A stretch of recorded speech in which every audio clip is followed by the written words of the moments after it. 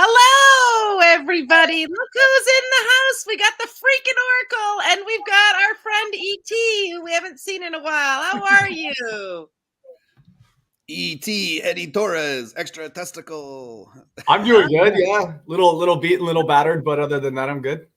There you go. He's our guru. Our guru is back. Is. And just to let you know, Candace is really under the weather, so we're hoping that she sending her all of our sending her chicken noodle soup through the airwaves. Chicken noodle soup for Candace. Chicken noodle banana bread. Oh no! So Gary's in the house, and Marie Claude. How's everybody tonight? Good. You're waiting for them to respond? I'm waiting or the panel to respond. The panel. Okay. How are you? First of all, Ken, how's Natasha? She okay? She's good. She's good. She's on the mend? Phil. Yeah, she's on the mend, but we came down with chest and sinus infections. Jesus. Oh my gosh. No way. Like, what the hell? That's but terrible. Other than that, yeah, everything's good. Everything's good here. Good. And Tim Perry, how are you doing? It's been a dog's age. Happy New Year. Happy New Year. Yeah, I'm good. I'm on. I got some time on my hands. I messed myself up snowboarding. So. What did you do? Tell us what. Yeah, it's so. If you guys know rails, right? When you're like sliding on those rails. It had been a long day. I'd been out there for about 9 hours. Probably should have called it quits. I was like, oh, I'm too tired. And then I just decided I was going to go for one more rip. And I hit the first rail, and as I went to hit the second rail, I honestly don't know what happened. I was so tired, but I was in the air, and I literally impaled this side of my chest right onto the bar. So my ribs are all messed up. I don't know what I did with my hand, because I remember when I got down, like I obviously was out for the count. Once I got down to the bottom of the hill, I all of a sudden was like, why are my fingers done? So yeah, it's like, don't make me laugh too hard. That's all I gotta say. No, we will not. We will try not. Oh, that's crazy. You play hard. You play with the consequences. That's right. We got Grady's in the house too. Look, he always sits right here. He wants to be part of the stream. Anyways, well, it's good to see you. Lots going on in the world and in the crypto space. Are you still heavily involved in crypto? Are you? Well, I've re-engaged big time. Yeah. Yay. Yeah. Man, I don't know where to start. Obviously, I've been telling Tim, I've been telling everyone for ages. Even in the fall, I think I was talking about, and I've been wrong for like 2 years. So obviously I'm not trying to say I was right, but definitely in the fall, there was a lot of people who are way more, with a lot more qualifications than I had for reading charts well, that were calling for a run. But then FTX kind of came and threw a wrench in that. And right now, obviously, we're seeing like today, right? We're up 8% on Bitcoin. And so many people are obviously, just because of that last dip, we're like, oh, like it's over. We're going down to 10K and all this. And one guy who I've told you about before, he's got a Twitter account, and I followed him. Literally, I actually just checked. I followed him. He's one of the first people I've ever followed on Twitter. And his name's Panda. I can't remember I can't remember what his handle is, but his nickname or whatever is Panda. Yep. And he's called every major turn to a T. Like, he's wrong on little things, but he's been always right on the big ones. And he's calling for a massive, like a big run this year. And then he just posted today, which I just saved, because he's Chinese, and he's saying because he's saying that the macro, everyone's like sweating all like recession, all this stuff that we're hearing. But he's saying, you guys are all focused over in the West, right? We're all focused with SEC right now, with ETH and all this. He's like, it doesn't matter what the West is doing. The East is about to come in hot with crypto. And he just posted this like 2 hours ago. June 1st, 2023, Hong Kong is officially making crypto purchases, sell trading fully legal for all of its citizens. And they're obviously doing a lot of infrastructure for crypto and stuff. So China's going to re-engage crypto hard. And they were the reason, if you look back at data and all that information, 2017's bull run was completely out of Asia. So all these little, like everyone's all, all this looking over here, when the East could just come in and mess us up or not mess us up, but US dollar is also up, and we're usually negative correlated against that. So sometimes it's just the charts don't lie, right? The charts are the charts. he was calling for a big run. I'd be interested in his take. I'm in his Telegram, but I can't get into Telegram my last couple of weeks. I'd be interested in his take now because he was saying we were going to run really hard. It was going to be up only until about June. But with that information, I don't know. And a couple other, big guys that I follow are saying that we're actually going to just run hard till the halving, and then we're going to go down, kind of to throw a wrench in it. When does the halving happen? 2024, isn't it? 2024. So May of. So I don't understand why China is why the insurge of interest from China now, or Asia, I should say. I won't just say China, but what gives there? Like what was the shiny object that made them go, okay, it's crypto time? I couldn't tell you, to be honest. I know obviously that this is like a financial chess game with, you look at BRICS, right? That BRICS formation between Brazil, Russia, India, China, and stuff like that to kind of get off the US backed dollar for petrol and stuff. And crypto could also be another just added, this is all my opinion, like an added little, artillery, little thing to the artillery to go after the US dollar, maybe. I don't know. I mean, obviously the FTX scandal was laden with US money from the Democrats and all that we had talked about before, $40 million or something ridiculous. $40 million were funneled through FTX and back to the Democrat Party. So there's probably a lot of US money involved in FTX. This guy's still warning that Binance could get hit hard from regulations and stuff in the States. But this is what's going to happen and this is all this 330 million people in the United States, and everyone went nuts the other day about ETH and SEC. Well, it's not going to have any effect on staking decentralized again. This is just for Kraken and all these things that do staking on their sites. So the more and more you're going to see money go to decentralization. So this is just going to amp up all the decentralized protocols and stuff like that. Obviously, I don't know where, there's tons of good stuff coming out the gate, so I can't give you my best. Obviously, we know what I like, and I'm still standing firm on a lot of those. It's just interesting times. Really, really going to be interesting to see this year. I'm definitely bullish on still waiting for that damn dominance to come down. We're just still sitting right at support again for Bitcoin dominance. If we could get this bull run that we're getting, because if you notice, Bitcoin's up, 50%? Mm-hmm. And most coins like Matic and all those good ones are up about the same. Usually they run harder when Bitcoin runs. So if we could just get that dominance down and have the bullishness that we're having in the markets, who knows? Well, there's still some of the projects that I still believe in. Don't believe in Omi, man. I looked at that the other day. It's like, what the hell happened to that?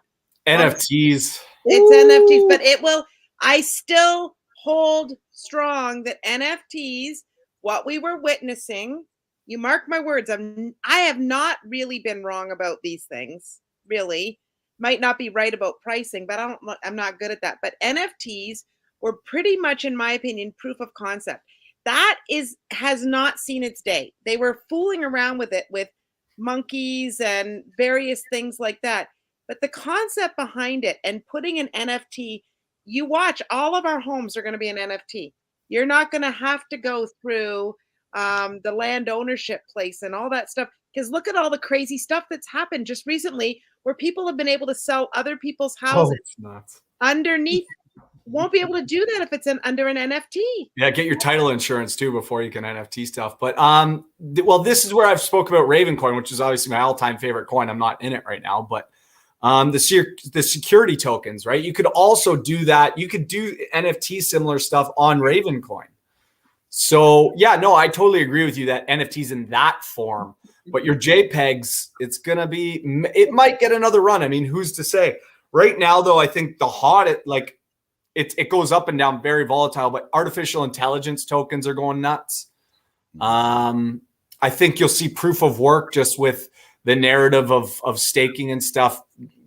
You'll see a hedge against that, but I don't know. I think AI, it could have already died. I put my money on a couple, meme type AI coins. Not a lot. I'm playing much smarter these days and diversifying very, very liberally across multiple sectors. But AI, I've noticed that gaming, because the best part is CoinGecko allows you to see sectors now. It's got a sectors section. So you can go and see what sides. And every day now I'm watching what's constantly going up. Like one meme I've got into, which I'm sure Oracle's in, is Sheena Inu.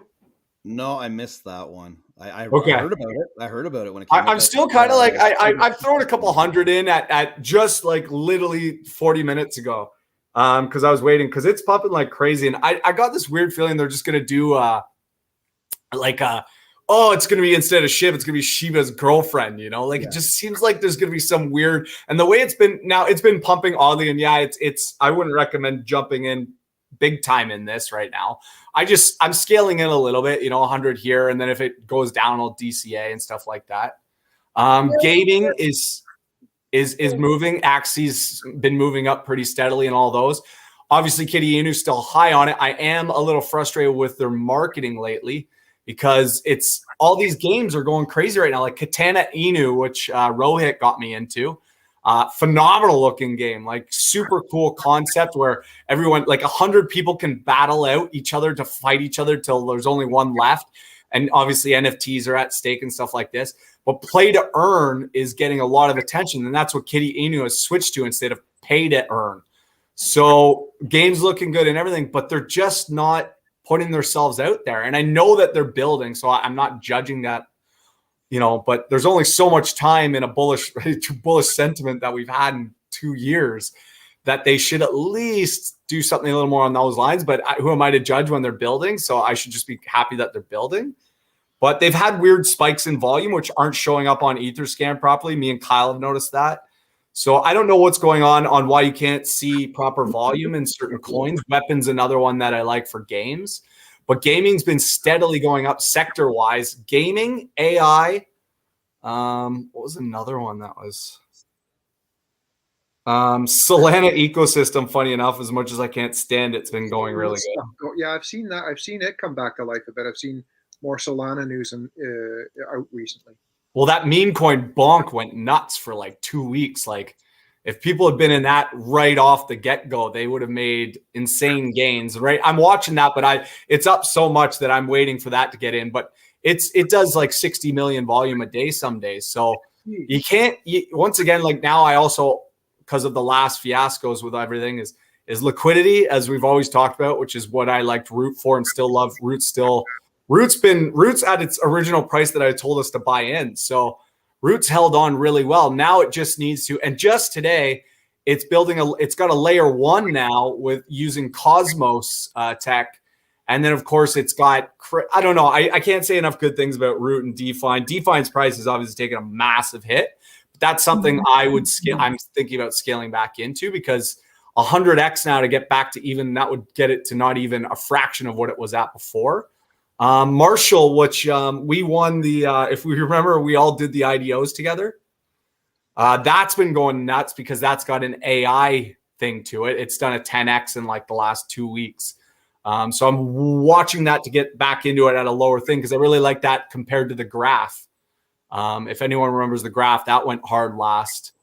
Yeah, Gary, man, Matic obviously can't. Matic's my number one for the top altcoins. It's been performing really well lately, and you can't. ETH is king right now, right? ETH got everything else got eaten alive by all the, Solana got screwed by scammy looking things, but you can't deny, and Rohit's definitely put me in my place on this. Solana gets the most transactions a day over everything combined, ETH and everything included. So as much as it does not work every day and fall short of stuff, you can't deny where a lot of money's going. So I'm watching stuff on Solana too, right? So now Gary had a question about where are you safely buying your alts? I'm all Uniswap right now for the most part, because all the liquidity's on East side, right? And maybe a little bit. I still don't actually play on Solana. I admit I've lost traction on. I haven't played on any new ones. Rohit's totally. I've told Rohit he's leveled up beyond me now. He plays on. He's using bridges and Root and stuff to go play on Solana and all over the place. Arbitrum he likes and stuff like that. I'm just keeping it safe now and just sticking where there's liquidity, which is ETH. And Huobi right now I use for a centralized exchange because they don't have KYC too hard, and they seem to add a lot of, like, they've got Bonk, and I don't think they have Volt, because I'm kind of trying to get in a big meme with a lot of liquidity in each big system. So obviously I want Bonk in Solana, I want Volt Inu in Binance Chain, and I want more Sheena Inu in ETH side. Wow. This has been a long time since I've talked crypto with anybody, you know. Yeah. So I'm like, boy, there's new coins here all the time. And I know, Ken, you were on Telegraph just before this watching about a new coin coming in. What were you watching? Friday, Blackmatic. Blackmatic. Yes. Is it like, what is it? I'm into these coins where you get, like, okay, there's a coin called EtherTech, okay? And you're buying this token called Ether. And what it is, it's a 5% buy tax, 20% sell tax. All that tax goes back to all holders in ETH, not in Ether native token that they're using, in Ethereum. You get paid it in Ethereum. There's another one called BTCF, which is Bitcoin Forever. You buy their token, and it's right now it's 5 in and 5 out, so 10%. All that goes back to the holders in wrapped Bitcoin. I've gotten $75 worth of Bitcoin today, wrapped Bitcoin. Friday, there is another launch for Blackmatic, and you will be paid in wrapped Matic. This is very interesting. Well, I remember those 2 rug pulls I got hammered by last year. Those were paying out in ETH, and that was like the first concept. So I love the concept. I'm definitely not against it. So that's awesome. EtherTech is locked for 100 years, and they have sent the contract over to VB. Like the liquidity is, you mean? Yeah, it's locked for 100 years, and they've sent the contract to VB. They want him to have a look at it and maybe roll with it. Yeah. No, I love those. I love those paying out in ETH, and I've never heard of Wrap Bitcoin. That's cool too, and Wrap Matic too. That's awesome. Yeah, Wrap Matic, that launches Friday at 4, I think it is. What's Neil up to? Is he still in with the horses and stuff? Have you talked to him lately? Yeah, no, Neil's like, so Neil's chirping a lot now. Like he's definitely awake with crypto. He's just, once again, we've kind of pivoted. Like he's doing safe bets. Like he wants one thing that he called a long time ago was self frame. And that's I believe a layer 1 that's been doing really good. I think it's done a 10x lately too. So he's kind of mad because he keeps calling about it, and he keeps saying, "Oh, again, I'm not sure." He's still kind of skeptical to jump on whether we're in like a bullish market or not, and as rightfully so after all that's happened. So I keep kind of telling him, "I don't know, man. Like this might be the bus ride. Like you might want to get on at least a little bit, you know, like because we're heavily like our investments. We were heavily in Kitty, Matic, and Root were our 3 where our most of our money is. Yeah. So obviously with Root and Matic, that'll at least, you know, I don't think we'll become millionaires off that, but that's enough that if Kitty or any of these small ones don't go, we'll at least get our money back, right? Yeah. And that's all I can ask for right now, or get back up to where we were last 2 years ago. Yeah, you know, that's fine. It is No what big it deal. is. Everybody went in eyes wide open, and we're still very, very hopeful on XRP. Like, I'm still very, very hopeful on XRP. You know what? Like, I would obviously say that you should be bullish on XRP. What I don't like, the more I'm reading about XRP, is that very going to be tied into like digital, like the CBDCs, Well, which is like, was that the plan all along, or probably maybe that's the deal. Probably. And if we were super duper smart, because it's at 40 cents right now a token. If we were smart, we would double down and buy some more because we bought it at much higher than 40 cents. But you know what? I believe in it so much. And I keep telling him I want to get some Casper because Casper, our friend Mark Lazarick was super excited about Casper. And everything I watch about Casper is makes me excited about it. And Right. these have real world use cases. Like there are big companies using the ecosystems. So Yeah, no, it's and that's it. Like there's so many full-fledged projects out there that we could go off so long about. And I still think like, and I put this before I ever even got into gaming, like before I got into Kitty, and now this Katana Inu that I'm really bullish about too, just as much as Kitty. Obviously I don't have the money to scale into it like I did Kitty, but I still think gaming is going to be that kind of window, the conduit from the normies into crypto a lot easier. And then all the other, obviously DeFi will always be the biggest, but stuff like Aave, which obviously has survived all of the fiascos of Celsius and stuff like that. And everyone, oh, next is going to be Aave. And here it still is. It hasn't moved much like for money wise in the last couple of weeks. So it still seems to be like layers. You're still seeing layer ones now. Like obviously Matic's finally getting a lot of love, which is good. But yeah, memes, and this is the thing about memes, which obviously, you know, like Ken's been high on for a long time, and obviously now I am too, is the one thing about memes is, yeah, okay, they're super risky because you never know whether they're going to rug you or not. But there's a big thing to be said about community now. You know, a lot of these projects like Kitty Inu, I know, is like they got all their money to make stuff through taxes. So just like, you know, Ken says, this tax thing, which I used to have a problem with before, but now that I've looked at it, I'm like, you know what? That's how they used to fund their projects.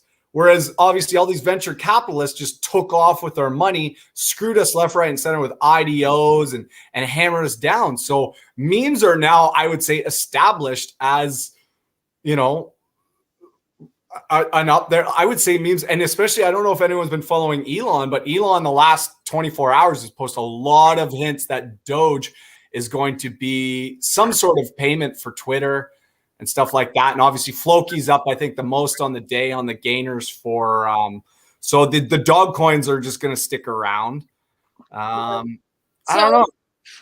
Okay, so what do you think the fallout from all of this FTX has really been? I mean, it brought a lot of attention to the crypto space. I think we've speculated before. It's hit a lot of important people. Well, it hit like the Kevin O'Leary's and the Brady's and the Tom Brady's and all that stuff.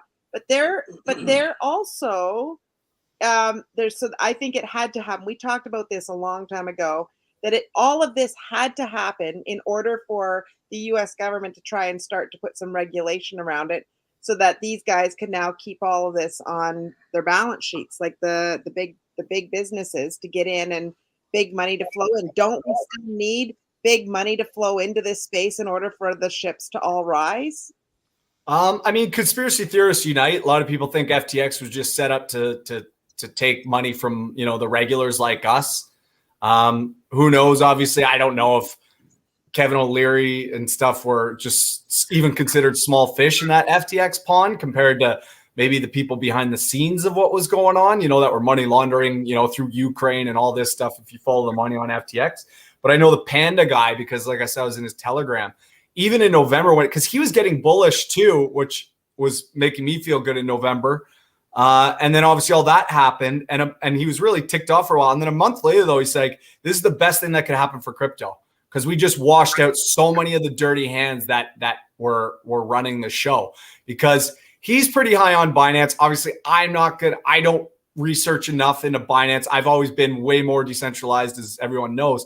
But he, like, as Binance is claiming, whether or not we want to believe it or not, but that they never took on any other debts. You know, they have all their money like to show for all this. They never took out debt, so it wasn't easy to, you know, break them.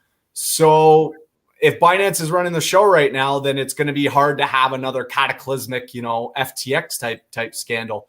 Is there any more of those? So FTX was it the biggest? No, Binance was second biggest. Yeah, it was second biggest. Okay, and where are the Gemini brothers, the Gemini twins at? Oh God, they were always much lower on the totem pole. Were they? Yeah, I mean, they had the BlockFi thing, but they didn't have they didn't really their Gemini exchange or whatever the heck it was. It wasn't that. I don't know. I can't tell you the numbers, but I know when I used to look up, you know, the top 10 exchanges and centralized exchanges, I don't remember seeing Gemini there. You had Coinbase and stuff like that. And Coinbase now is archaic. So many people, I haven't used Coinbase since 2017. And even people that used to use it even a year ago, because of, it's always down when big days are around and stuff like that. So Coinbase is dying. I don't know. Yeah. Well, listen, we all went through most of us on this call went through the .com bubble. And this is, we called it. There was going to be a big bubble, and it was what was going to survive on the back end. And it's those that are holding strong through this that will make the money on the back end. It's not when the market is going like this that everybody makes the money. It's getting in the scary time and then holding strong. Yeah. And I know, like you mentioned like that. And I know in 2017, if you were to look at the top 100 coins in 2017, maybe like 10 exist now. And everyone was saying, oh, like in 2021 and 22, take a look now because you won't see these coins again. But they've established themselves. It's so different. Coins in 2017, they'd get like a new website would cause it to do a 10x. It was built off just complete air. Whereas now, yeah, it doesn't mean that Matic's going to pump. I still think scams pump the hardest. So it's like these memes and stuff like that will still go nuts, even though they're not doing any real world case stuff. But Matic's not going anywhere anymore. HBAR and other coins that I could think of, Binance, they're not going anywhere. They may fall, down the ranks a bit and other stuff will come up. But like there's some established coins that are, much like Google and Amazon, they're going to establish themselves as just powerhouses in crypto. Yeah. Well, yeah. Do you want to talk about world events? There's been lots of crazy stuff going on. I mean, what we could literally. All I know, man, is every time I launch a balloon up that says made in China, they shoot it down. That's all I know. Well, I know. And now, you know what that's done to the pinata business? I know, eh? So did they shoot the balloon over your house there, Ken, on Lake Huron? Like whereabouts on Lake Huron did they? I haven't been paying attention to it. It was the U.S. side. But come on, like all the things they've shot down and they haven't found any wreckage, any stuff. Like, come on. You look over here. I mean, and the funny part is, does anyone know about what's happening in East Palestine in Ohio? No. So this is how crazy the news is now. There was a massive explosion, chemical explosion, February 2nd now. And like for 10 miles, like chickens are dead. Like anything within the vicinity are just dying. Rivers of fish dying. Yeah. Go look up on Twitter, anything, or bring up East Palestine, Ohio. I have footage that I shared on my Twitter of journalists getting totally not allowed to, they're getting arrested for even trying to go in and ask questions. So ask yourself this, why are UFOs allowed to be online, and why are not one mainstream media has looked up East Palestine? You've got the Epstein list, I think, coming out. You've got Nord Stream pipeline getting busted, where it's like basically the states, so much information that shows that the states blew up Nord Stream pipeline, screwing the West Europe. Like all these things are happening. But hey, look over at the UFOs, which we have no proof of. That it was rail cars. Carrying vinyl chloride. Yeah, they decided to set it on fire because it's easy to clean it up, and now they're complaining about the acid rain. Yeah. And then there's been I think there's been about 4, I could be wrong, but there's been a few more chemical explosions. Another one today in Texas or Oklahoma. So all these things, same with like egg plants, like all these egg manufacturing plants going up in flames and being destroyed one after the other. It's really, it was a cracked container. Well, eggs are obviously going through the roof, right? Eggs why are the eggs being, why are they going on fire? Take a guess. I mean, we can speculate, right? I mean, why are all these egg manufacturing plants getting destroyed, by fires, all at the same time? And then of course there's scarcity in eggs and there's all this problem. I haven't seen a problem with eggs here, but obviously some people are reporting it. You have to remember too, like even with the Ohio stuff, which I think is big news and shocked that, it's been 13 days or whatever. And no one has heard about it unless you're on. And just like, yeah, like Gary said, the funny part is get your news on Twitter and most people would scoff at you, but we're ahead of the curve now on Twitter more than most of this other stuff. You know, like my parents were shocked when I'm like telling them all this news stuff. They're like, I can't remember what it was a couple of weeks ago, but I was like, oh, have you heard this? No. And they're like, oh, they finally said it like a week later on the news, just like a little, you know, caption, right? So yeah, crazy. It's crazy. So I read something this morning that there's been a breakthrough for men's birth control. I mean, I think birth control is the devil to win. I've dated a few girls, and I know of a girl, my buddy was married to a woman. She's 27 years old, and I know that the switching on and off of birth control was always quite condemned. You know, like, do not do that. And she had a stroke, and they directly correlated it to her going on and off the pill. Like, when you think about the power of a pill, like stopping that, like, feminine power to have babies, like, there's got to be something off. And we know I'm not big on pharma, so obviously. I know. Well, this birth control is actually for men. No, and don't get me wrong, men maybe deserve to finally be on the other side of that. But yeah, either get snipped or, by God, use condoms. You know, like, I don't know. Yeah, because this one immobilizes sperm by blocking a protein, and it triggers the sperm to swim in an egg. It blocks the protein that triggers the sperm to swim to the egg.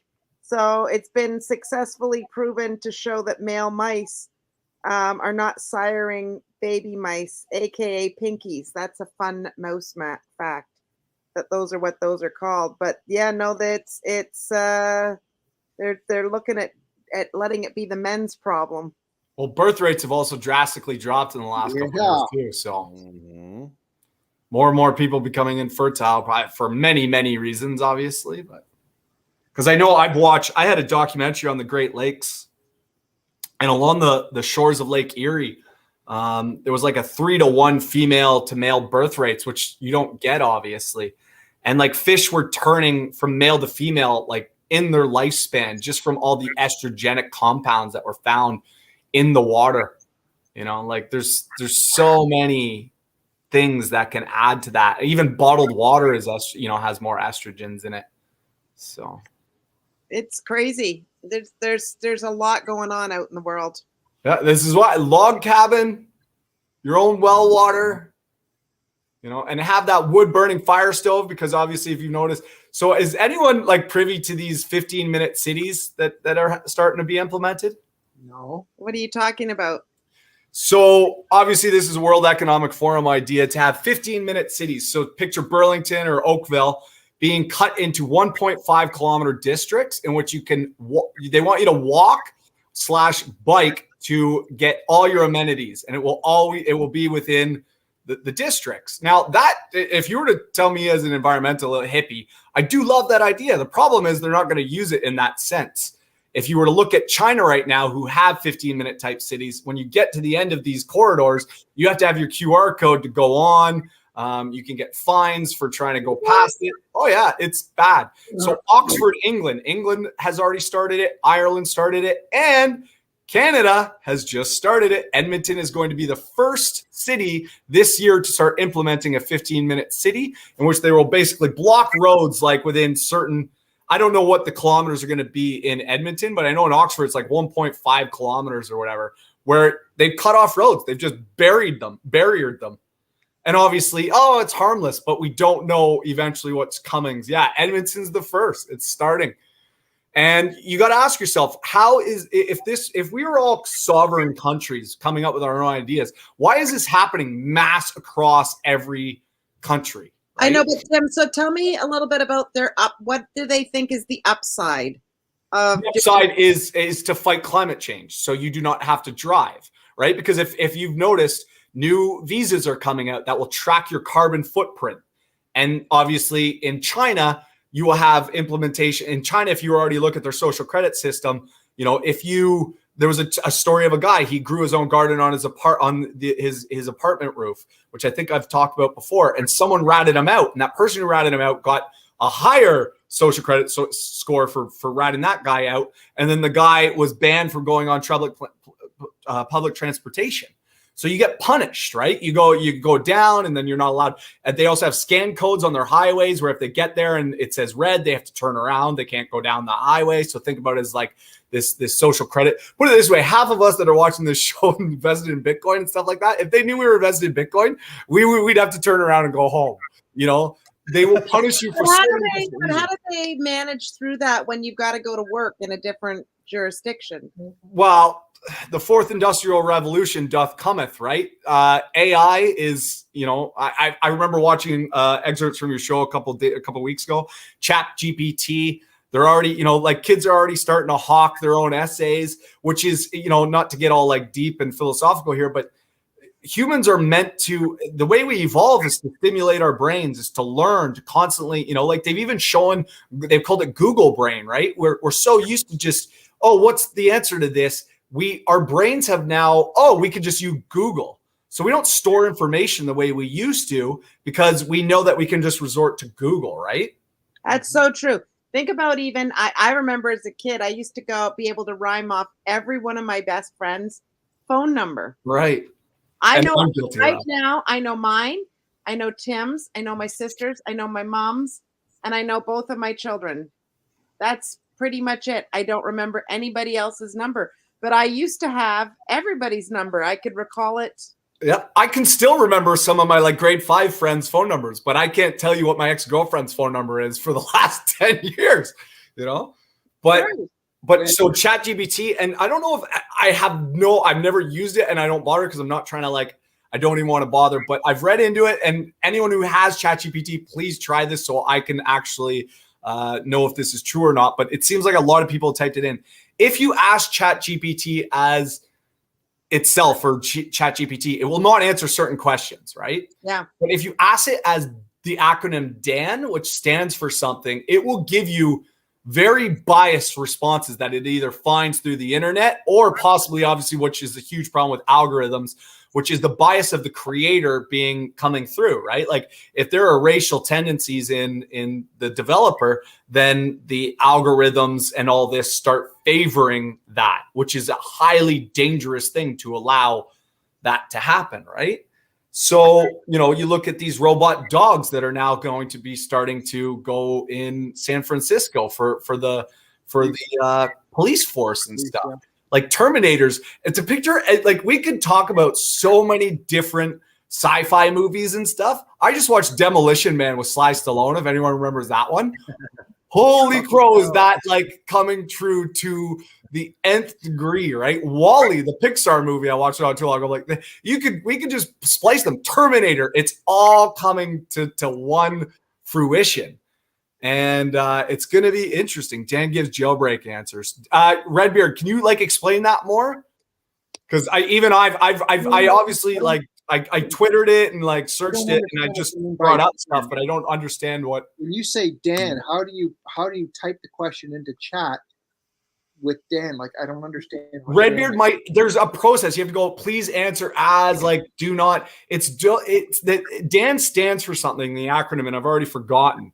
But when you ask it to answer it as Dan, it totally gives you some controversial answers, which just goes to show you that, okay, maybe we're still safe from sentient answers, Well, but, when we had do anything now. That's what Dan stands for. Do anything now. Wow.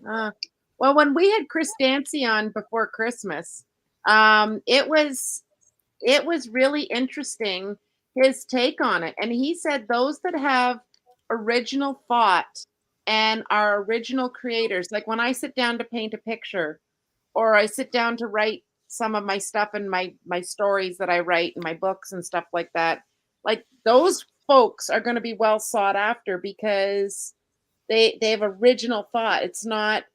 That's what he's predicting in the future. Oh, 100%. I wrote when I went back to school in 2009, I wrote a paper. I was very riveted to bioethics and obviously health. I was in health sciences that I'd switched to, and bioethics I gravitated to. And I wrote an essay, and it came to fruition far more. I wrote about the bioethics of obviously the haves and the have-nots, and the haves are going to have the money to genetically alter themselves a lot more. If anyone knows what CRISPR is, right, with DNA altering and stuff like that, that's coming down the pipeline. So CRISPR is a home kit that you can meddle with DNA altering, right? Jesus. Then you have obviously which gene editing that you could do with mRNA. It's not a conspiracy theory. Bill Gates has actually talked about it. So please, let's not call me a conspiracy theory on that one. But like mRNA is going to be used for gene editing. All these things where are you going to allow the oligarchs to tell you what you can take? Or obviously then you have, which I had wrote in this paper, you're going to have people who are going to fuse like artificial intelligence / robots, which obviously is Elon's darling, which is why I don't trust him with Neuralink, right? So are you going to trust that? And obviously you factor in how our brains, we have more neurons firing off than any supercomputer in the entire world, right? So we act like a computer. We are meant to tap into that. I believe though, and this is obviously totally going down science fiction because no one can prove that yet, but mainstream science says that 3% of DNA is useful for protein synthesis and the rest is called junk DNA.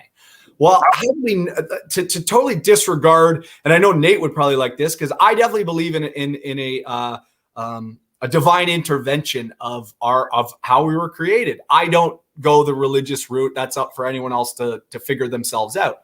There's many religions, though, if you splice them to Hinduism, Christianity, everything has this kind of narrative where you can find them all together. And I do think that we were designed by an intelligent kind of consciousness, whatever you want to call that.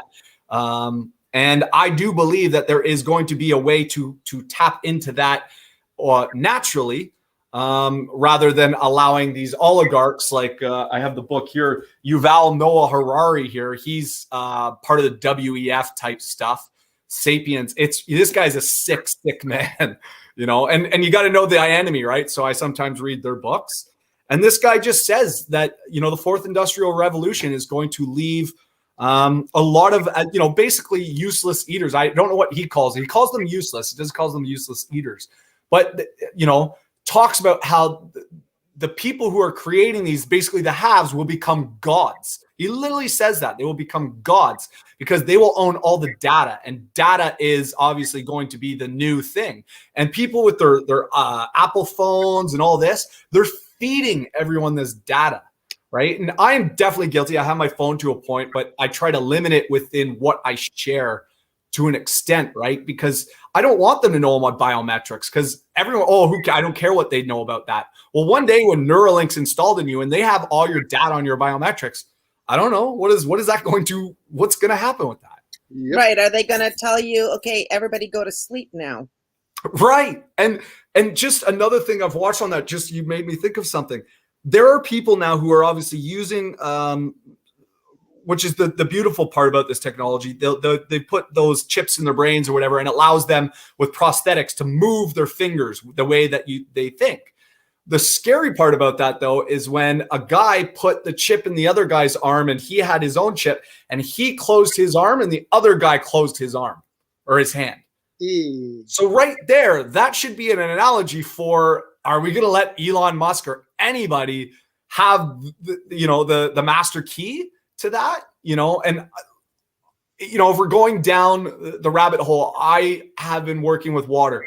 I believe that the water molecule that is in our cells is the key to tapping into the organic computer that accesses the 97% of our DNA. There's plenty of information starting to be out there, so you don't have to listen to my No.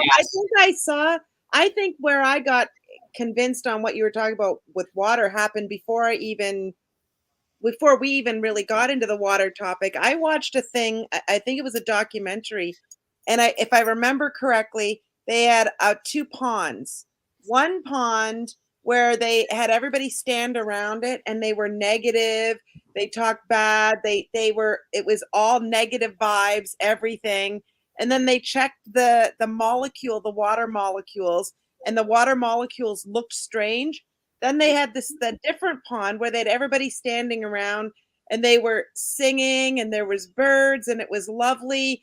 They were praying around it, and then the water molecules did this amazing thing. There is absolutely something to there's science behind this. Yeah, I mean that's the work of Dr. Emoto, and that's still hard to to quantify, but I definitely believe in it. But we can go to more stronger sources that are out there right now with people that are working on water. And obviously I've got a book called Cancer and the New Biology of Water, which it's still a stretch on the scientific, like, structured, stuff where some people might hard time believing that, but there are other books that you can lead into. But I mean, even like so I'm going to be dead honest about this, and I don't really care. I never used to touch any like other drugs, right? Like I used to smoke the occasional joint here and there, and I have gotten really big into shrooms. And like, and I used to judge, right? I was hard judging on people who did drugs, and the stuff I've been seeing in that, and it reminded me of like all the stories of ayahuasca and stuff. And I started, all my visions were like of snakes, like constantly of snakes. And I got this book because I was Googling about it, and it was called Cosmic Serpent, and how the snake has like how shamans, like when you look at herbs and stuff like this, and it tells you how to prepare these herbs for certain ailments, right? And you're like, how did they come up with these? This must have taken hundreds of thousands of years to come up with these information. All these shamans, though, claim to have found them through ayahuasca, peyote, shrooms, stuff like this. Terrence McKenna, who I'm big on, was always talking about stuff that like I've been reading, and I just posted actually on Twitter the other day about Terrence McKenna. In the 90s, he was going, things are going to get super weird. You're going to have story on story. It's going to be so hard to, take in all the information that's coming. And he called pandemic, like he's just called it all through his, going out into, Steve Jobs took LSD, right? And got ideas for his iPhones and stuff like that. So it also plays into that water molecule when you get properly structured water, as they called it, that it kind of accesses this, and sure, maybe near-death experiences could be tied into that. I don't know, but like it's a huge rabbit hole to go down. But to think that maybe we've created such a society that is so shackled to logical thinking and not trusting. Sometimes, they say sometimes your instinct is more powerful than any rocket science. And I'm starting to think that we need to leaning into more stuff like that. And obviously fuse. Yeah. DMT, I think, is also associated with near-death experiences, but as well as what is found in ayahuasca. So all these things, and we always cast aside that 10 to 20% of supernatural type stuff that have happened. I've had them happen in my own life. I'm sure many people in here can attest to at least one experience in their life that you can't fully explain, but we always run from it. Or, the information gets censored and stuff like that, right? Like I remember bumping into a girl, and she used to have reoccurring dreams of, because I would get into this stuff, and she's like, you know what? And she shared with me a story how she would have reoccurring dreams. She was up until the age of 18 of when she was like on a plane, but she felt really small, and she was really scared and upset and stuff like that. It just kept reoccurring. So she explained it to her mom, and obviously explained the details within the dream of like what the plane looked like and stuff like this. And her mom finally admitted, hey, like you were adopted, and everything you just described was exactly the plane and all this. And the minute she came to that revelation, the dreams were gone, right? You can't just throw that out, as you know what, Tim, it's the funniest thing, because when I was younger, when I was in my university days, just before I met Tim, actually, I could see things. I had visions. It Right. happened to me in the bath the other night, and then I felt this tap on the back. I'm not supposed to laugh.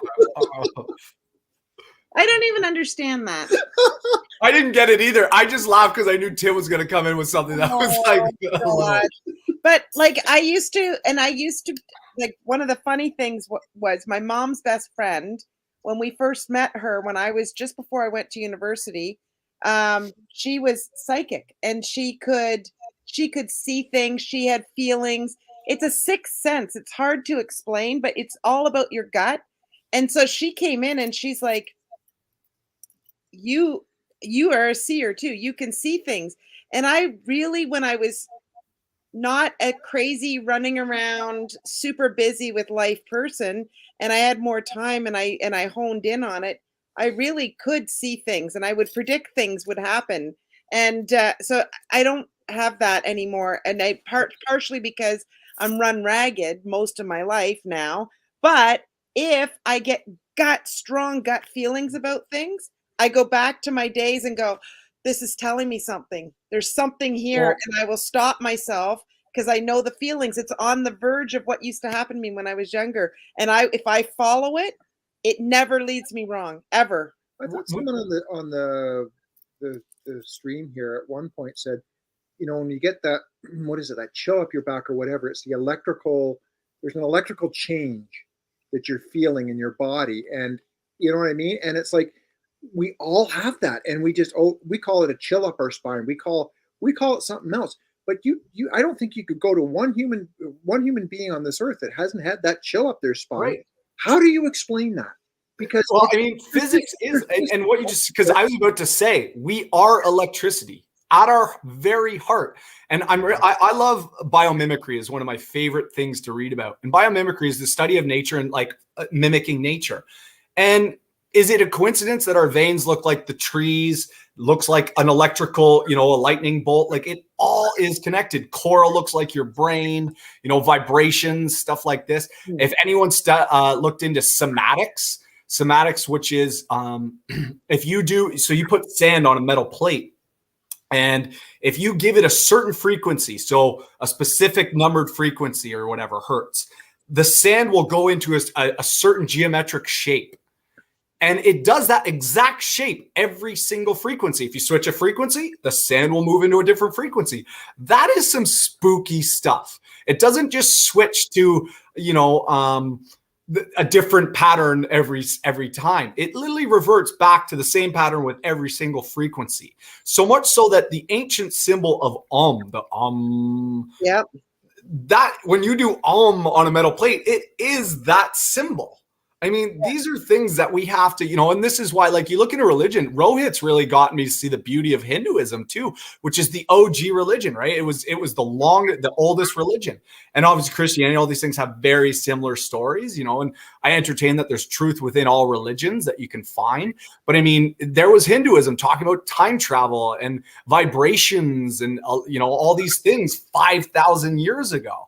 And we all of a sudden, I keep saying this a lot lately, society, I think, is at the most barbaric history in of all time that I can think of, because we've become so shackled by logic, so shackled by materialism and stuff like this, that, as you said, Nancy, when you had all these visions and stuff like this. So I'll be dead honest, because I have crazy lucid dreams a lot.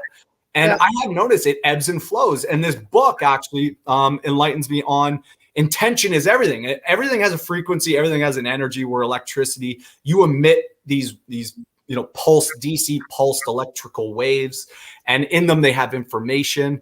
But like basically, you are told when doing ayahuasca that you should not be eating meat for so long. You should not be doing these things.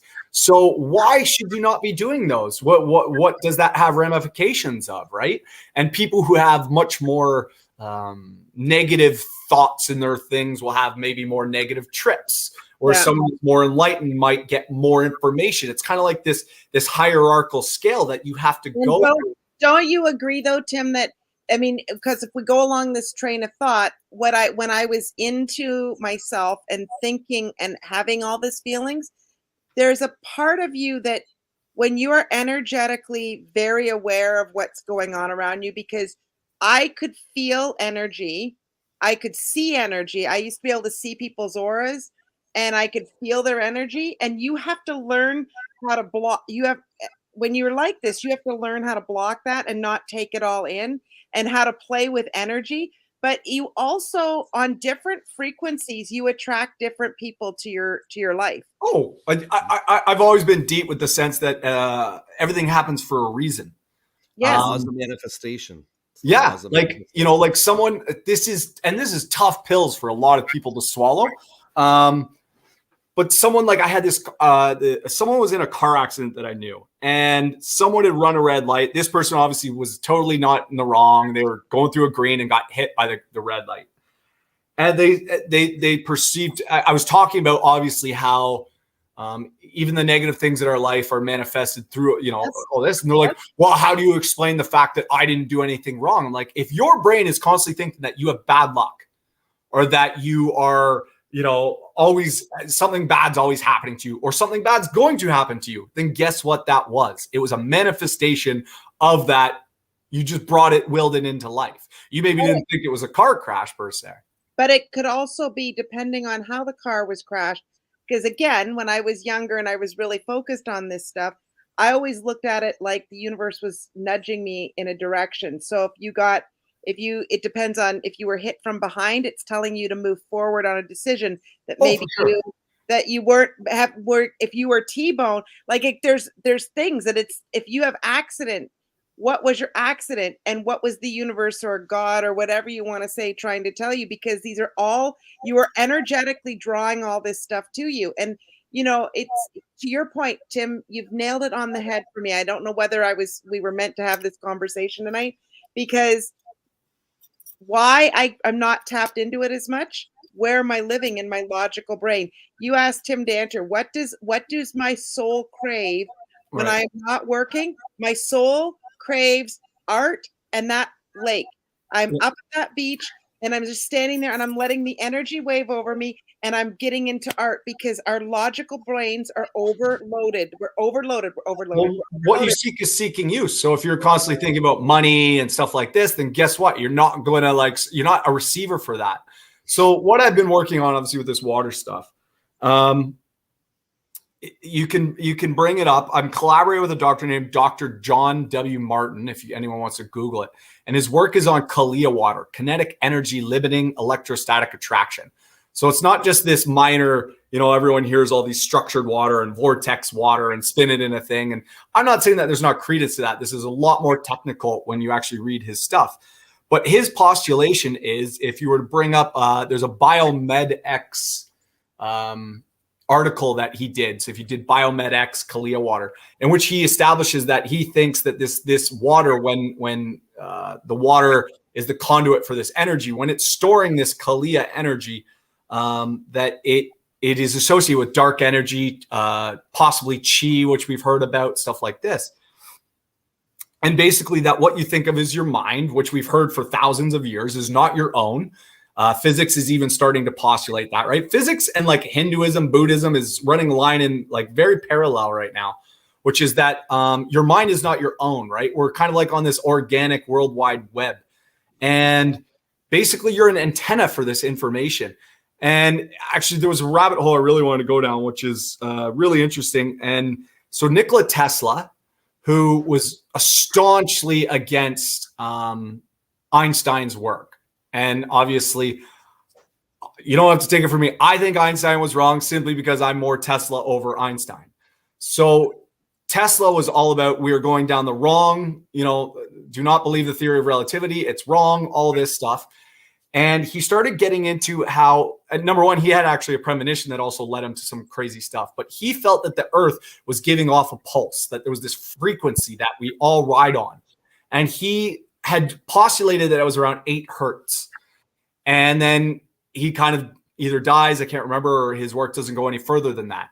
Fast forward to 1950s, and a scientist named Otto Schumann figures out that the Earth is 7.83 hertz. It gives it off, and it gets the name Schumann resonance. So fast forward to a man who just passed away, who I used to actually be in contact with, and Dr. Martin has worked with, Luc Montagnier, who won the Nobel Prize for isolating the AIDS virus.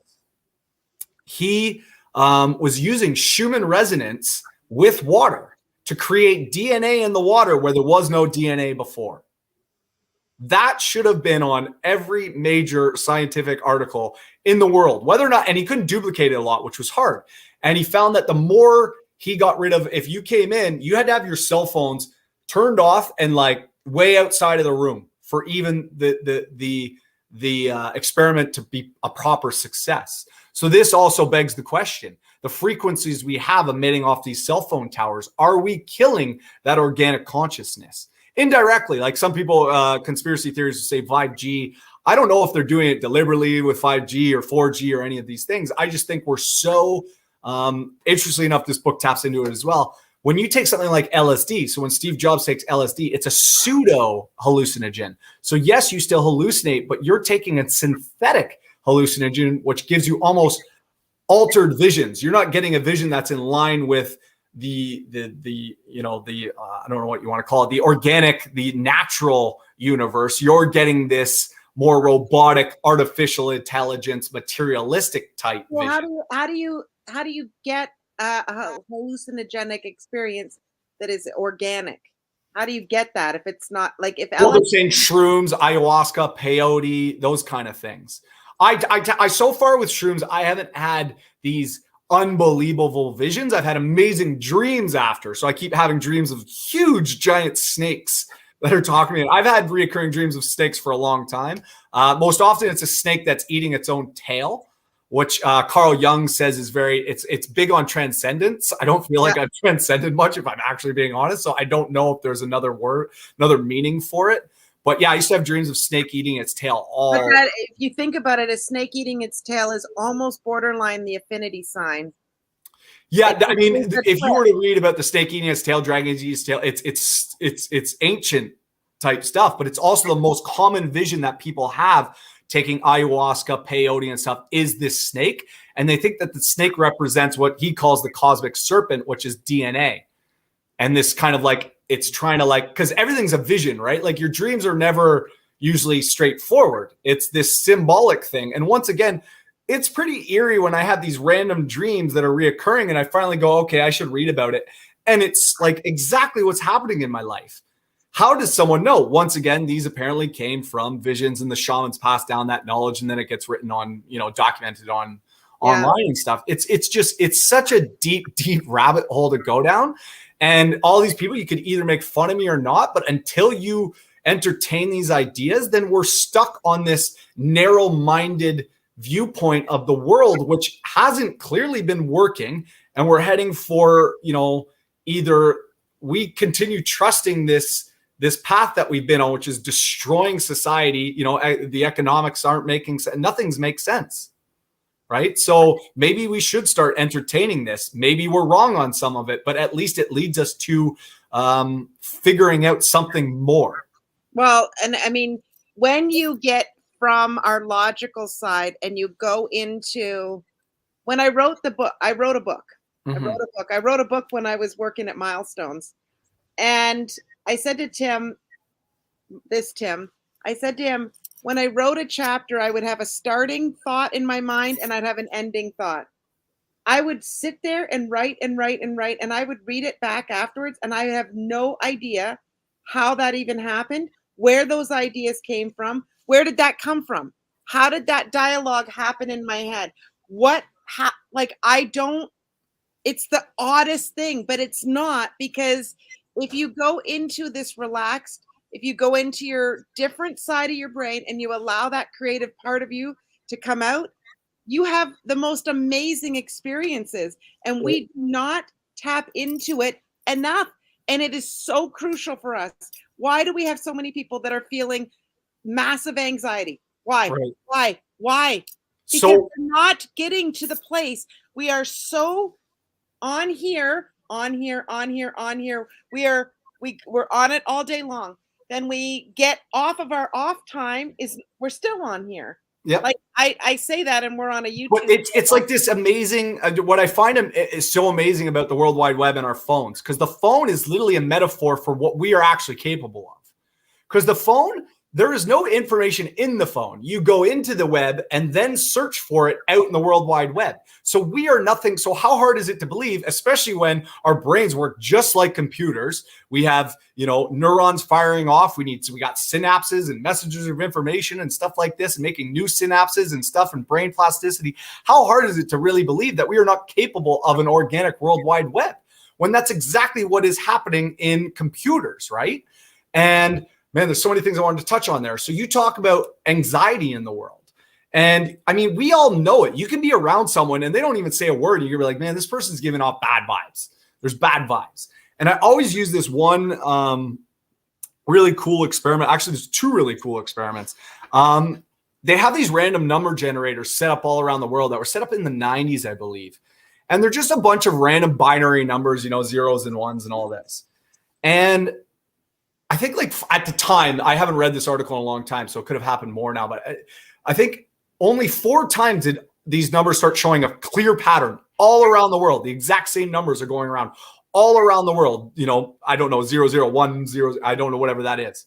And that was 9/11, the Thailand tsunami, like all these massive, massive world events where they think that obviously all the collective consciousness is so focused on one thing in the world that it obviously creates this energy that affects, you know, this number generator started showing. The crazy part about these random number generators, though, is they started showing a pattern between an hour and 2 hours before the event happened.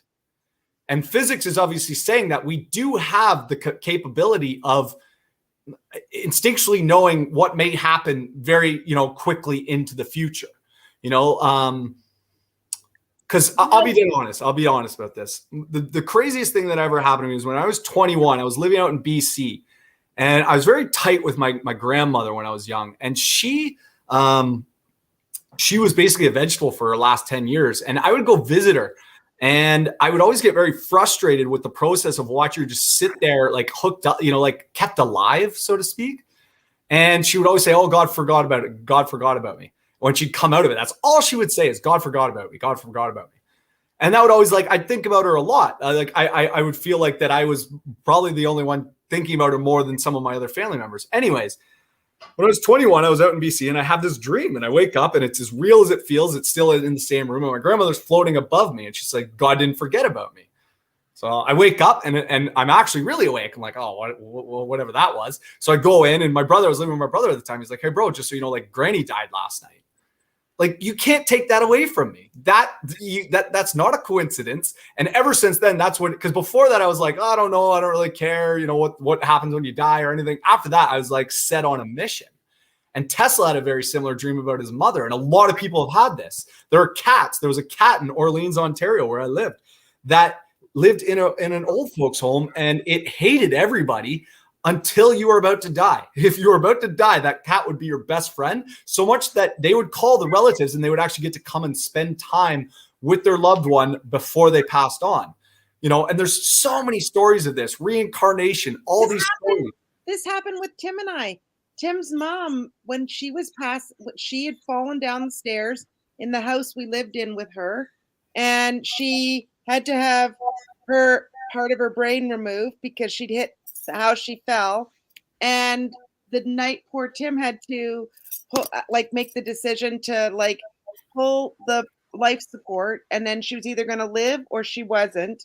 And all the family member went in there to talk to her. And I remember a friend of mine whose mother had a very similar situation. His mom lived for years and years and years off of life support, but in a vegetative state. And one day he finally went in and he had a chat with his mother and he said, "Mom, I'm fine. You know, his sister's fine, dad's fine." And he goes, "You should go. We're good. If you're waiting around for us, we're okay. You should go." And he didn't even make it home. And you know, his mom had passed. Well, this happened to Tim. Tim and I, 33 years ago, about now. And I remember Chris telling me this. And after all the family members went in, it was Tim and I, we were the last ones in to see her. And I think I was the last one. You were standing at the end of the bed. And I told her, I said, if you are worried about Tim, do not. I will be with him. I will be there with him. You don't need to worry. He and I are okay. We drove home that night. We got into bed and I had a dream just like yours. Yeah. I dreamt that his mom and Tim and I were walking and his mom had suitcases and she was walking and we got to the edge of a cliff and his dad, who I'd never met, was in the dream standing there and he gave Tim a hug and he took the bags and he gave his wife a hug and then they just turned around and the phone rang and Tim's half brother was calling saying that Tim's mom had passed. Like it was the exact same dream. Like I dreamt the whole thing. Like it was so prolific. Well, we talk and go. I revert back to the woman who was on the plane dream, because I had already told a dream that had a similar thing, which was when I was younger. Both my grandfathers had died, 20 years before I was born, and my father's father was a little controversial in the fact that he was living a double life. So a lot of my aunts and uncles had kind of not acknowledged him a lot. So I never got stories on anything about him really. So I didn't know anything about him. And I would have these reoccurring dreams though about him, where he'd be talking to me oddly enough about just like respect for women and stuff like this. And it was always about women. And as Nancy knows, like I obviously have I've loved the ladies. So I was getting these dreams a lot. I was getting these dreams a lot that were like, okay, and I wasn't a terrible human, but this was much earlier in my years, right? Before I'd ever met you. Okay, maybe like I should be more on, like, like what's this trying to think? And I started telling my dad this dream because my grandfather would always meet me fully suited up, like just 5-piece suit on a beach, like a really Caribbean-like beach. And that's where we would have our talks and we'd go for our walks. I told my dad, I was like, I'm having these crazy dreams. And he's like, that's crazy. He's like, he would dress up just to go down to get the carton of milk. He would dress in a finest suit. And he died with his mistress, obviously having his double life. This was it. He died with his mistress on a cruise in the West Indies. So I was like, oh, that's so weird. But obviously the big thing is he was off with other women for, he had this woman he had a house with her, like a whole other life with her. So it was kind of like this thing, like, and him talk about women. I'm like, oh, be honest. This is where I got it from. Most people, because I'm blatantly honest with girls sometimes to the point that it drives them, like, they don't like it at all, but like, I'd rather be honest. And I'm like, whoa, like, was that like this crazy universal thing? Like, I should be honest, because obviously it messed up for, my aunts, my uncles, like, some of them never wanted to talk about him. They didn't even have a picture of him, right? Because it upset them so much that he deceived them and my grandmother for so long. So yeah, it's do we listen to this, or do we listen to this, whatever it is in our head, in our dreams and our stuff like that? And I find the more you listen to it, the more it comes for. If you fear it. Right. But here's the thing that I know to be true, that their energy is a real thing.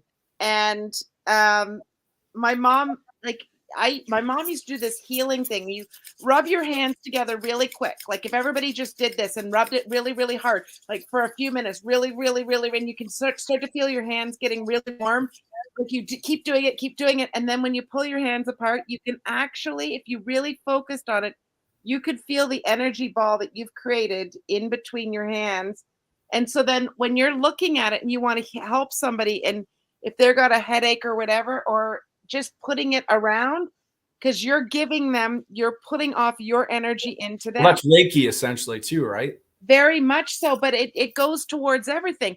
Like, do you know that there's some little principle tricks? And all this is coming back to me from when I was younger.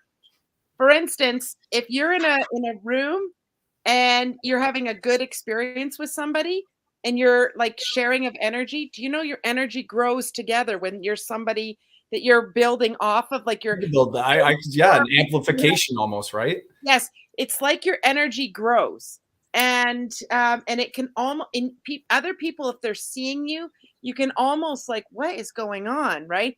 But when you're with somebody and they're sucking your energy, and when you're in a room with somebody that's sucking your energy, you absolutely have to do stuff, and you have to be mindful of putting up your barriers. I used to mentally imagine I was dressed in a suit of armor that was all made of mirrors.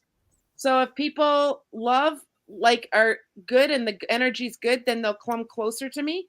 And if the energy is yucky, as soon as they feel that energy in that mirror, they repel themselves away, and it's their own energy repelling against them. And this leads me to that other experiment that I wanted to tell you, and it's called the 100th monkey effect, if anyone wants to read into it. And these scientists were studying these monkeys. I can't remember the type of monkey or whatnot. And the fruit would drop. They were hanging by the beach, and the fruits would drop from the trees into the sand, and they'd eat it. And they were clearly like, oh, sandy fruit, like this.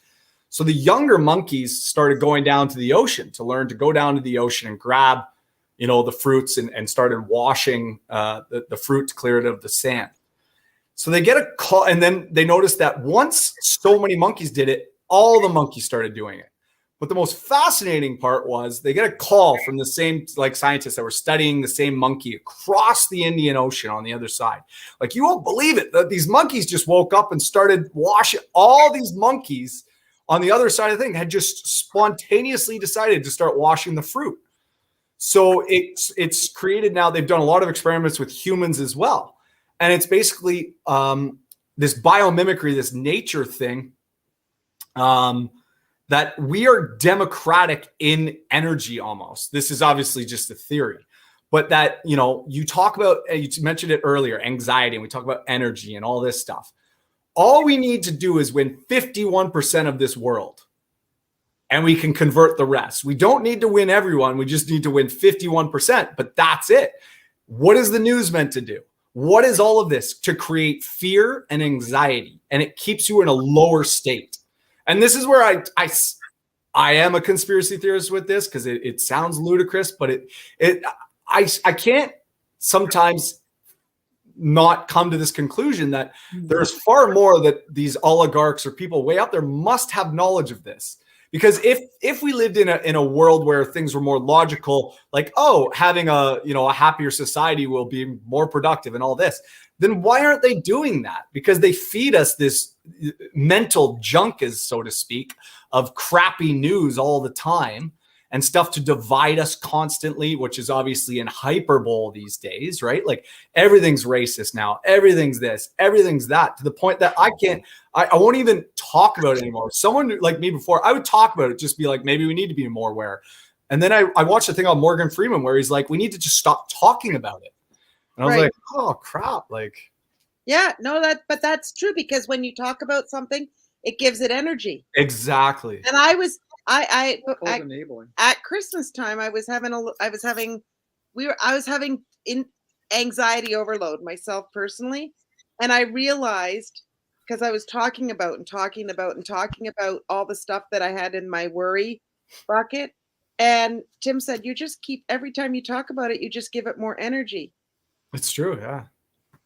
And I'm like, it's not wrong. But then how do you get out of that cycle? You have to be very deliberate about it. And again, you have to be protective of your energy. But you said deliberate, and that's the key right there, right? Like, how many of us are really actually self-aware, right? Self-aware of our thoughts, reflective of our day, whether we treated someone, the more I started reflecting on my day was when I felt like I leveled up as a human being and stopped being, didn't bite people. Like, if I was having a bad day, you become more self-aware that, hey, like, if someone's being rude to you, maybe they're having a bad day, and to not let your ego get in the way, right? And like, just chirp back, it's the reason, like these days, right? Someone cuts you off, right? And you automatically hate that person, right? You speed back up, you give them the finger. And then that's just this cascade waterfall of it pisses them off more, and then they're going to go piss off. Now you're pissed off. And like, now it's like, I get cut off by people. I have to tell myself, like, why is my ego getting bruised by this? They would do it to anybody. So it's not me. Why am I taking this personally? And we need it more than ever, because I think you can go out now and every day and see a stupid driver, as Tim could attest. Like, so, and stupid things are stupid, holding the door. I'm a big door holder, and I don't get a lot of thank yous as much as I used to, but I still, though, overall get someone who totally, well, isn't that nice of you? And then I have a nice conversation with them. And I have to remember, like, even serving, right? You could serve, and it took me a long time to become this aware of it. Especially if anyone's been in the restaurant industry. Oh, everyone's like, every server's in the back complaining all the time about, like, oh, this table, that table, this table. Most of the stuff people are complaining about really aren't that big of a deal. And when you really do the math, say I get 20 tables on a raw Friday night. I get one bad table and I make it like I've had a bad, like I would be like, I've had a bad night, when really, holy crap, I actually had a lot of good discussions with people. And we do that in life, right? We take one thing and we let it salt up our water, right? Or whatever you want to analogy. And that takes reflection to go look back and go, really, was it as bad as I just made that out to be? Why did I do that? Why did I think that? I use I that think on my clients in car all the time when they're doing the sucking my thumb and stuff, and I say to them, "Well, you've said a lot of stuff that's negative. What's one good thing that's happened to you today?" And you know that they take a long time, if at all, to answer that question. they can't, because people aren't thinking like We're that. programmed for negative because Yeah. we're fed negative all the time. Whether it's news, whether it's drivers, whether it's behavior, we're fed it all the time. Well, What and don't you think too that people are just a reflection? If you're having a bad experience, it's a reflection of something that you need to learn about in life. Yes. Oh my. And I had that. So, and you talk about these things, right? Like we talk about accidents or stuff like this. Like me having this injury was totally the universe saying you need to know your limits, because I was with my 13-year-old cousin trying to teach him limits, because we had been really testing our limits that day and trying new things. And I said, recognize when you're tired and to call it a day. And then I tried to, oh, watch me, I got one more burst. And I got this injury. And I felt like that was meant to be, to show this kid, because I don't want him doing anything where he's going to injure himself over the thing, and it better me than him. So I took that, like I told him, like, that is, remember I told you an hour before, that was it for us, and we should know our limits. That was me being stupid and going beyond my limits. But And don't being, you think, like, even if you're feeling really bad about something, and or maybe somebody's making you feel really bad, they're not making you feel anything. You're feeling bad. Their behavior is how you receive it's your receptors, Yes. and you need to stop. If you're feeling really bad in a situation, this happened to me just recently, and I had to go, there's something in here that I need to examine about myself. Why am I feeling this way? Yeah. What is causing this? This is not a them. This No. is not them. It's never about anybody else. And this goes back to that energy work. There's something within you that you need to identify. All these triggers, right? Like all these triggers lately that is hyperbole in society right now, right? Like, and this is going to be controversial to some people, but like pronouns. I'm all for, if like I meet you and you want me to call you whatever you want, I'll do it to you.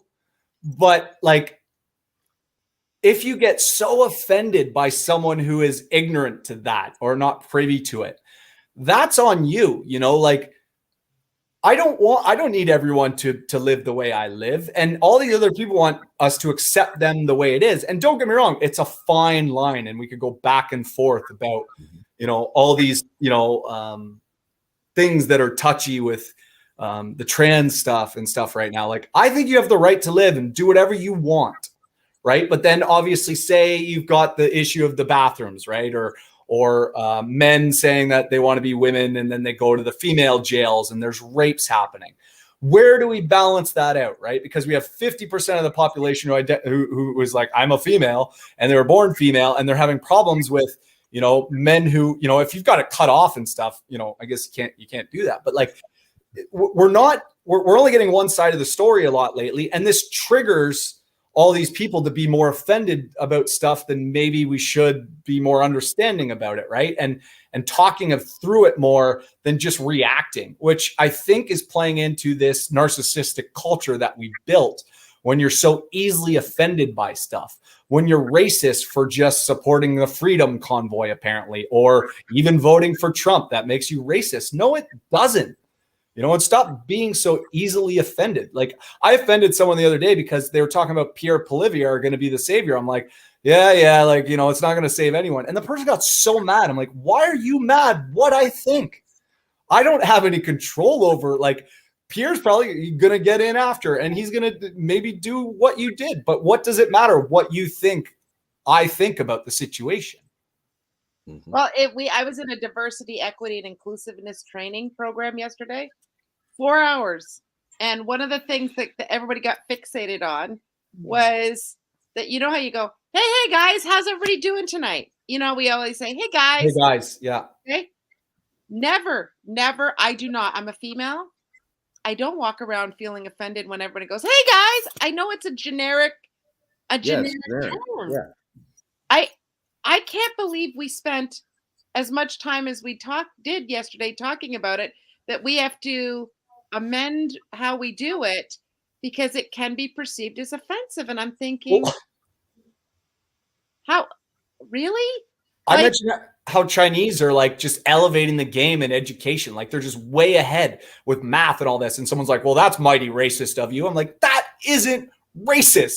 Look it up. Their education system is light years ahead. How they teach their math, how they educate. They won't even let TikTok. We get the dancing TikTok. They get science and like whatever algorithms. They are breeding these people. It's not even really, and maybe it instills into DNA, which maybe, if there is a difference in race, this is just theoretical. We are just talking, but maybe, or black people are better in sports. They have better fast twitch muscle fibers. I wish I was better in sports. I would not take that as a hit if you said that my culture is better at sports.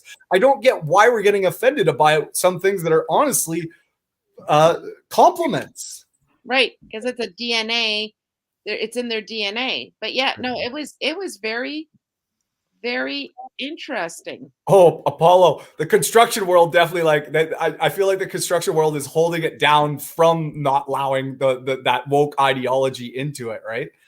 Because I'm in construction right now, and man, yeah, and it's funny because years ago I used to personally actually stand up for certain jokes, and now I'm just like, you know what? Like, I don't know. Like, do we allow? Because I'm a big believer in free speech. I'm like, there's certain things now where it's like I used to tell my black friends, like, maybe you shouldn't use that really derogatory name because it's thing. And who am I to tell you anymore? It's your culture. You do whatever you want. I got my own problems. Like I've definitely grown as a person who just allow people be who they want to be. They're not hurting anybody. They want to talk amongst themselves in their own lingos and do all that. Go for it. Right. Don't actually, if you're actually implementing that into the real world and hurting those people, that's when I would intervene. But most of these people, you can't even say a joke anymore, right? And comedy used to be for that reason, to push those boundaries. I guess I don't have enough time in my life to walk around and feel like to feel offended by the term, hey guys. Like who's walking around feeling that offended about terms?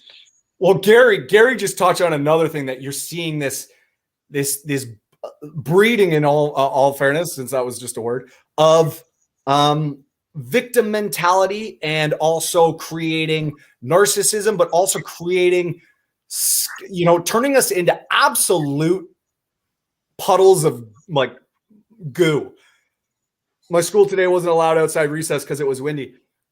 If anyone sees I watched it was on YouTube, and it was like all the Weather Channel stuff, even from 5 years ago, was, the same temperature, but made to be like, oh, it's a nice day. Today, it's like they use red now instead of what was green colors, because they're like, and then polar vortexes and all these new terms. It's not a polar vortex. It's a storm.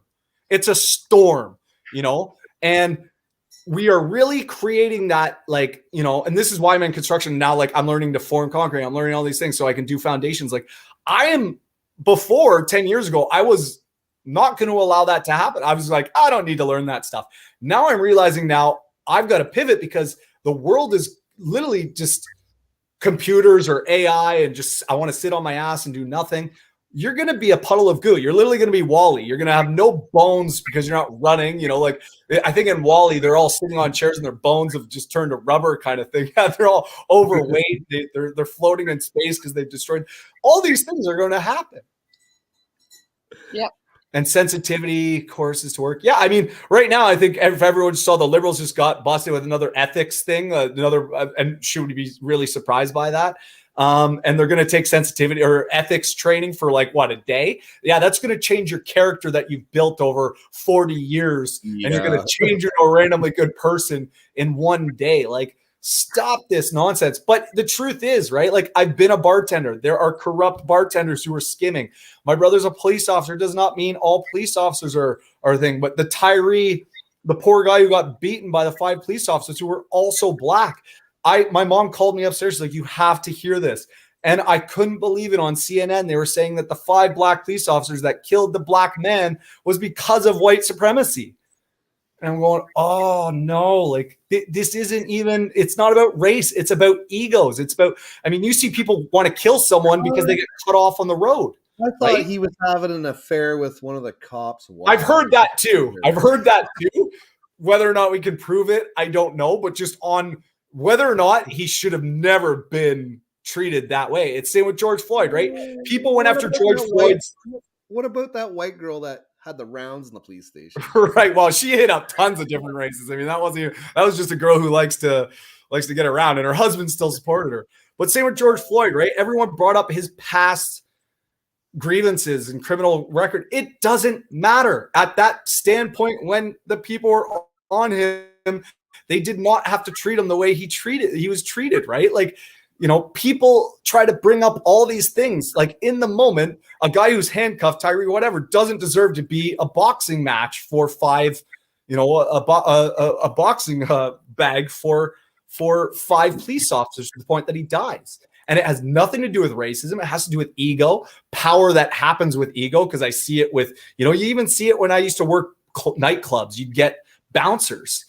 And some bouncers were good bouncers, and then other bouncers would beat the crap out of you simply because they just are on a power trip, and all you did was stumble, over a door or something. So why aren't we talking about more, and that's it. They use race to divide, when really I think it's on an energetic level and a spiritual level. It's ego running away with itself, because we're killing people for cutting us off on the highway, right?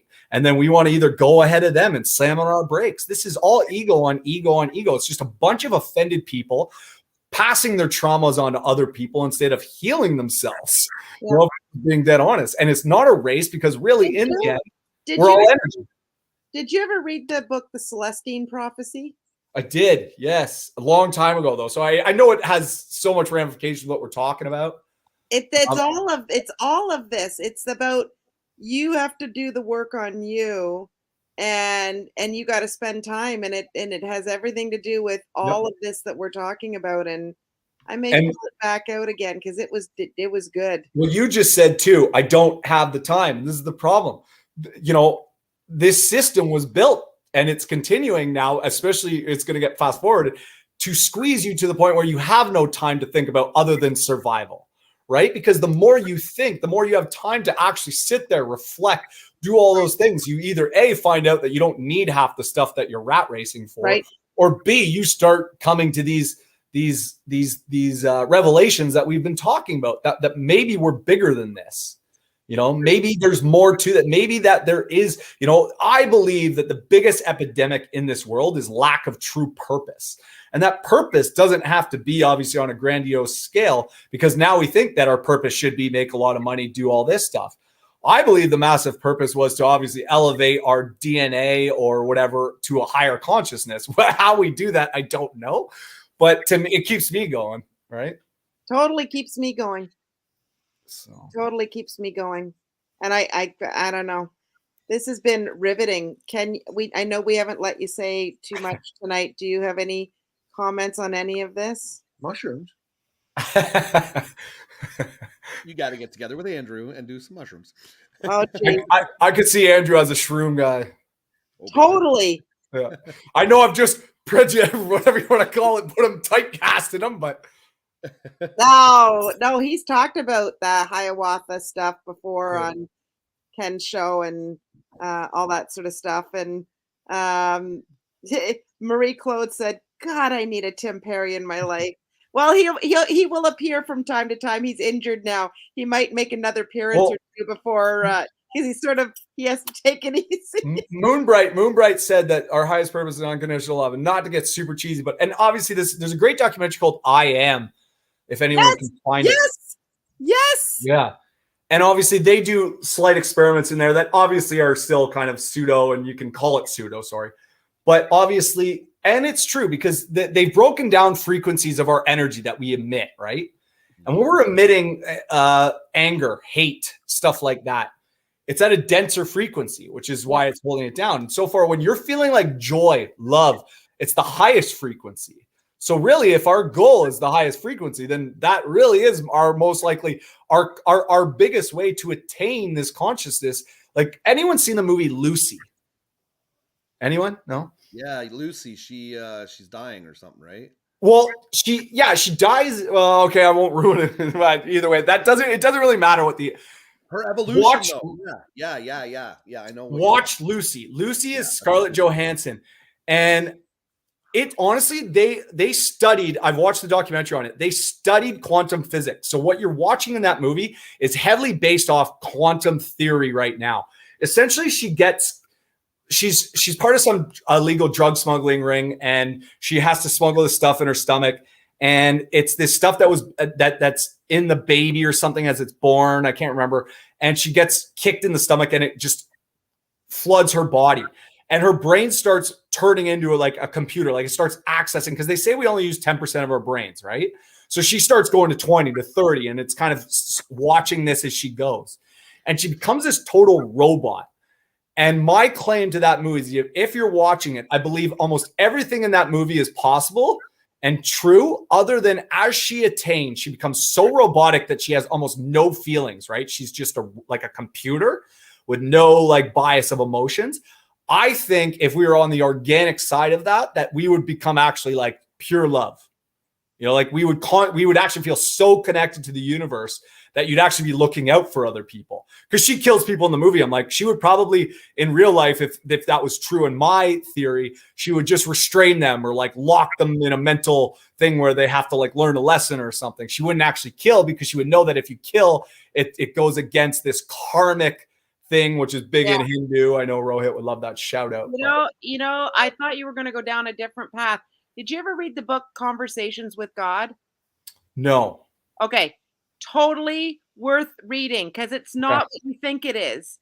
And the guy that wrote the book, he did a docu-series about, there's a phrase there was a phrase that was very highly populous. And if Nate's still on, God, I'm going to butcher this, but it's like this: I am that I am. That was a famous phrase that was spoken within the Bible. I am that I am. But they realized that there was a comma misplaced, and it was I am that I am.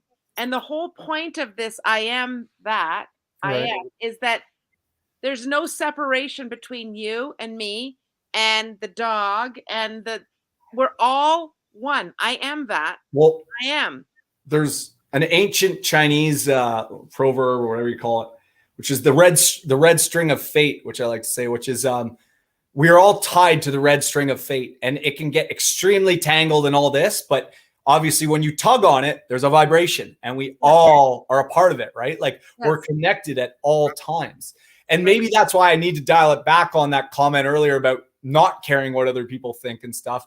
To an extent, you almost have to, because you want them to also circle back to the 100th monkey effect. You want people to be on a certain frequency with you, so we can start evolving culture, society, whatever it is. So if we were all think about it. If we were all locked down and we all started to build up anger, we're angry that we're locked down. We're angry. Everything's anger. And now anxiety's kicking in, and everybody's doing it, and everybody's doing it.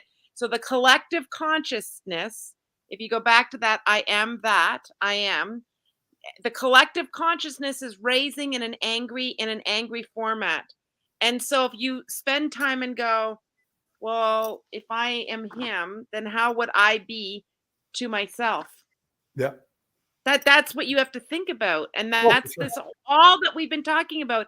And as soon as we got there, I was like, when you said I am, I'm like, oh my God, that's that documentary I watched. It's about that where there's no separation. If I'm shitty to Ken, if I don't treat him with respect, then I'm not treating myself with respect, is what I'm basically.